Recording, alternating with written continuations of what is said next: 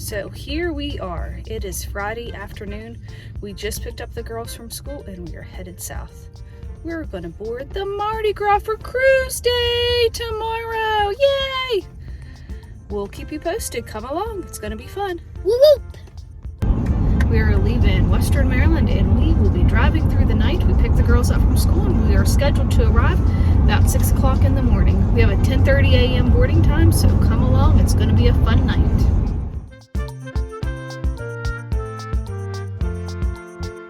So we made it to the terminal. It is 9:37, 83 degrees out. We have a 10:30 a.m. boarding time.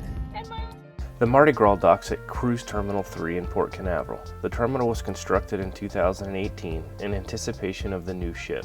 In contrast to some other terminals, you enter the parking garage first when arriving at port. From here, you'll drop your luggage off to the porters and then proceed through the garage to park.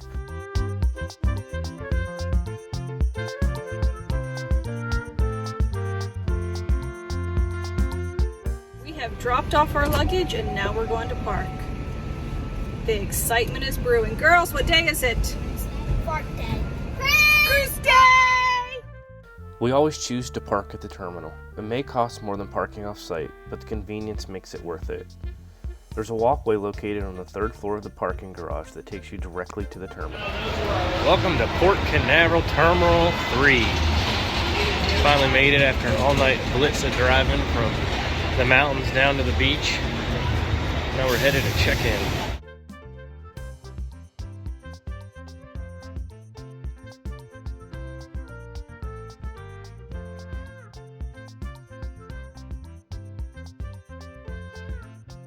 We met up with our cruise companions for this trip, Carrie's sister and her husband.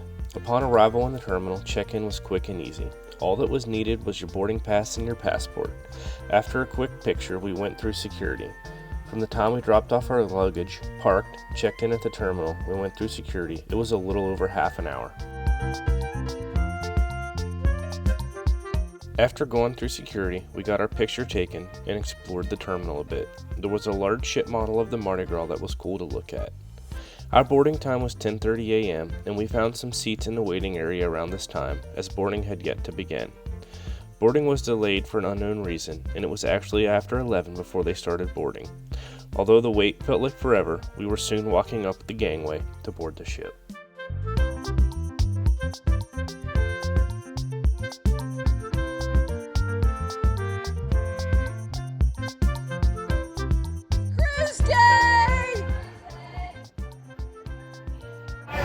Finally boarded the Carnival Mardi Gras. Had a little bit of a delay boarding. This is actually our, I think, 3rd or 4th attempt. I think we've been canceled 3 times trying to cruise this. We were originally on the inaugural. Here we are 2 years later, finally getting to sail on her, so hopefully it's a good week. We boarded directly onto Deck 6 near the Grand Central, or what seasoned cruisers would call the atrium. The area was very crowded with the recent rush of people boarding the ship. In an attempt to avoid the crowds, we went down Deck 6 and headed towards the aft of the ship. This was our first time experiencing this new Carnival ship design. It felt very similar to Royal Caribbean with interior promenades and neighborhoods, but also felt completely different as well.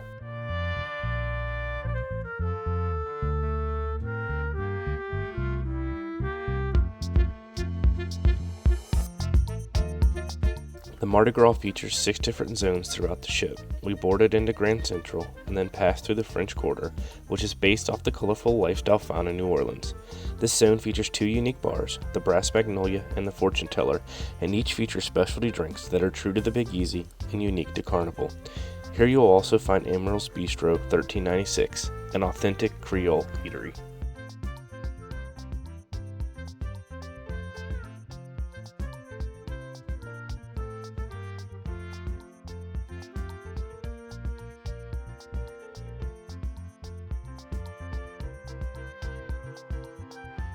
The Palm restaurant is found at the aft of the ship on Deck 6 and 7 and is one of the main dining rooms on board.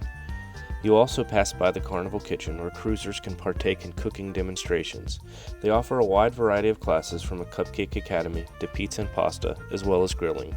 Unfortunately, we couldn't participate in this onboard experiences as all the classes were full prior to boarding. We headed up to Lido deck for lunch but decided to skip the buffet. It started to rain as we ate, so we hung out a bit in the aft of the ship. Carrie took the opportunity to book some onboard experiences such as the Bolt. They all enjoyed a great lunch from Shaq's Big Chicken, but unfortunately they didn't have anything gluten-free. But Mylan and I were able to enjoy some Mexican food from Blue Iguana. First meal on board, what's everybody think? Good. First time having Shaq's Big Chicken, how is it? Good. Spicy. What do you get, Mylan? Mia? Ice cream. Tom? Shaq and a beer. After lunch, we walked towards the front of the ship on deck 7 and found the Alchemy Bar, a favorite of Carrie's. She's not a drinker, but truly loves the martini seductions they serve here. Unfortunately, this is the only bar on board that serves them.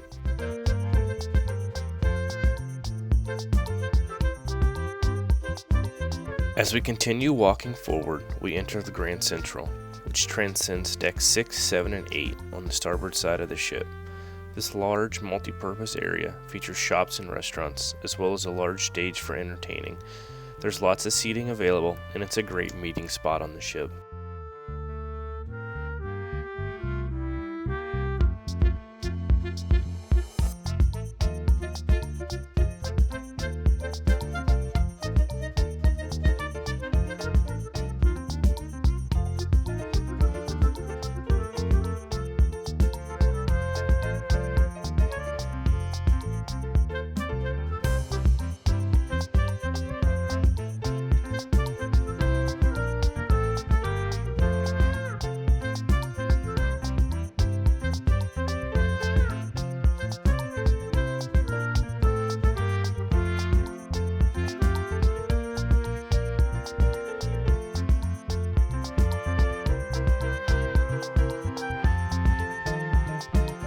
Mylan and Mia love the onboard camps on the ships, and Carnival is by far their favorite. This past year we sailed, in addition to Carnival, on both Royal Caribbean and Disney Cruise Line, and the girls agree that the camps on Carnival are the best. They love the scheduled activities and all of the fun. This is where we spend night owls, 10 p.m. and 10 p.m. to 1 a.m. Oh, cool. And then also during Kids' Choice, this is where the sharks are gonna be. So just Kids' Choice will Kids' be. Choice, yeah. Sharks are gonna be here. While stingrays stay there because they do have the units over there. Yeah.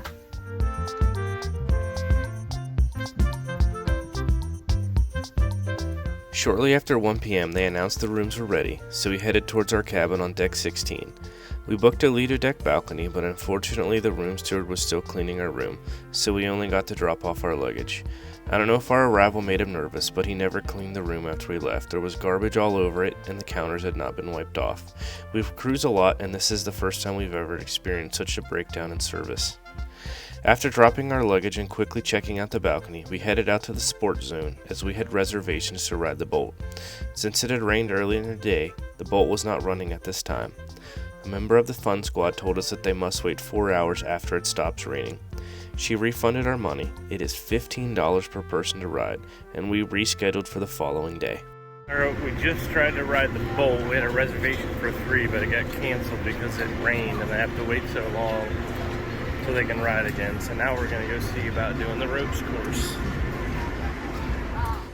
Since we were unable to ride the Bolt, Mylan decided to check out the ropes course. This has been a favorite of hers for several years now, since back on the Horizon. Participants have to be 48 inches tall, and Mia was just a tiny bit short. She was, however, tall enough to do it later in the week when a different crew member measured her. This course features some repeats from other ships, including a lookout over the water, as well as a new obstacle in the form of a zip line. Mylan did the zip line over the water on her second time around. She likes to challenge herself and see how fast she can go through the obstacles, and boarding day is a great day to do this, as there are very few people here.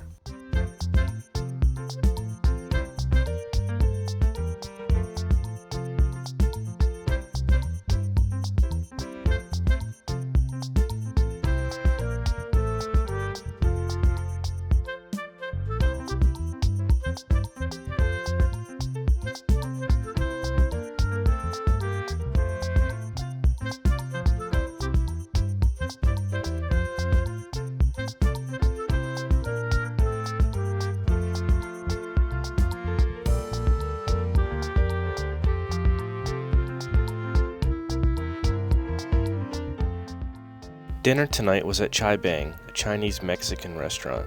We were able to make reservations earlier in the day when we stopped by, but would normally have to wait until 7:30 p.m. to request a table. I was so excited to get gluten-free Chinese dishes. This restaurant is currently complimentary, but was originally intended to be an upcharge. The food and the service were spectacular, and Carnival set a high standard for the rest of the week. They were able to accommodate food allergies on the spot and offered a variety of cuisines. Even the girls found food they enjoyed.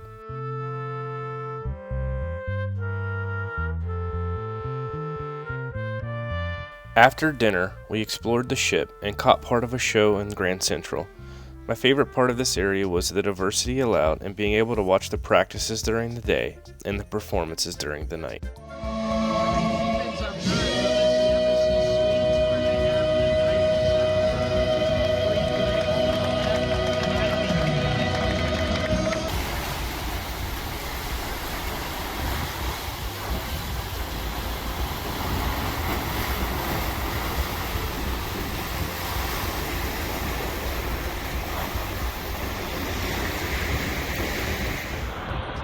When night fell, we settled into our room. Embarkation Day was a great success, and we look forward to the week ahead of us.